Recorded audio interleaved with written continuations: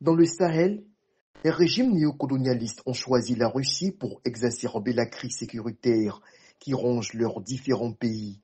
Sur le golfe de Guinée, le Ghana choisit l'Ukraine pour pérenniser ses acquis en matière de lutte contre le djihadisme. Suite à une longue conversation fructueuse avec son homologue ghanéen John Dramani Mahama ce vendredi 12 juillet, le numéro 1 ukrainien, Volodymyr Zelensky, annonçait sur ses pages de réseaux sociaux: Nous partageons un intérêt mutuel pour le développement de la coopération bilatérale.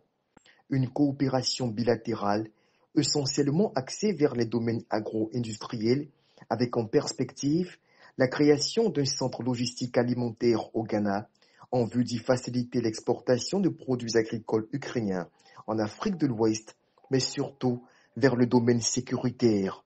En effet, Accra sollicite l'expertise de Kiev dans la production de drones de combat à grande échelle.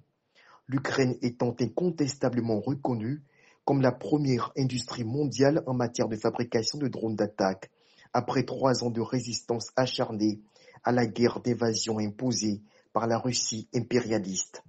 Les drones faisant aujourd'hui partie des armes décisives dans l'issue d'une guerre moderne, le Ghana, qui dès le retour au pouvoir de John Dramani Mahama en janvier 2025, a tendu la main au régime voyou de l'AES, cerne tout l'enjeu du choix pertinent de ses partenaires stratégiques.